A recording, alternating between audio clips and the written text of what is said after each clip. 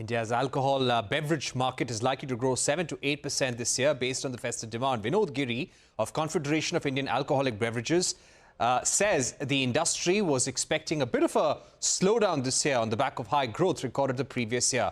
My colleague Timsy Jaipuria began by asking him about the growth for the industry in 23 and factors supporting consumption. Last year for the industry was extremely good and grew at about 14% over the previous year. So we were expecting a bit of slowdown this year because that's a very high level of growth and difficult to sustain at the same level. On the demand side, we did not see much issue this year. We did have some challenges on the supply side, especially with the elections in 5 states, which does disrupt the supply chains.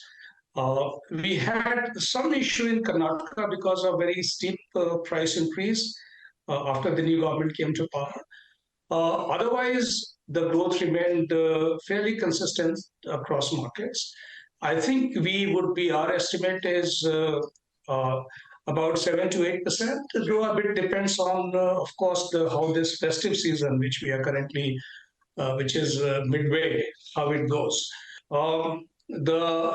Besides the normal growth, I think a big news or a big development in the year, of course, was the phenomenal explosion in the Indian single malt whiskies, which is a very good sign because that shows that the quality of products coming out of India are extremely good and they are being accepted all over, which means that we are not only a large volume consuming country, we are also becoming a production and export country for alcoholic beverages.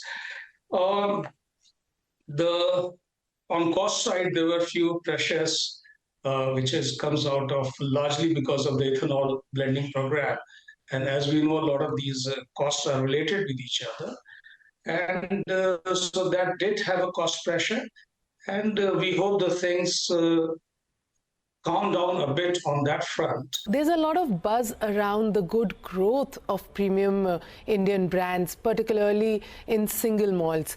A lot of global players are launching their own Indian single malts. What is your take on that? Because you were mentioning that now India is also not just importing, but also becoming a manufacturer, which is being accepted globally. Yeah, so let's look at before abroad, let's look at the numbers domestically. Before COVID in 2018, Indian single malt whiskies accounted for, say, about 30% of all single malts sold in the country. Today, that number is approaching 60%. So that's a phenomenal growth. And if we look around today, if you go to the shelves in the retail shops, you will see they're full of Indian single malts as well. Now, to me, that's a phenomenon which is caused by the recognition of a different and superior good quality product. So we are also in touch we have been speaking to the government of India. We already have the new FSSAI has defined the Indian single malt whiskey. So that has been notified now. And we're also working with the government to put stringent controls to ensure that the right product is produced and exported out of the country. So there's also a buzz about India-EU FTA negotiations. What are the concerns of the Indian alcoholic beverage industry, and what concessions is the Indian industry ready to offer on this particular deal? We believe that the deal for UK and the deal for EU cannot be different. It should be the same. For wine, the deal for EU should be same as deal for Australia because the Australian FTA has the MFN clause inserted in it.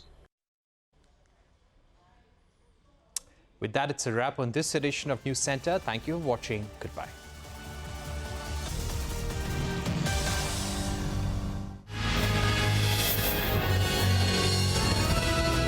CNBC TV18, embarking on a quarter century of excellence.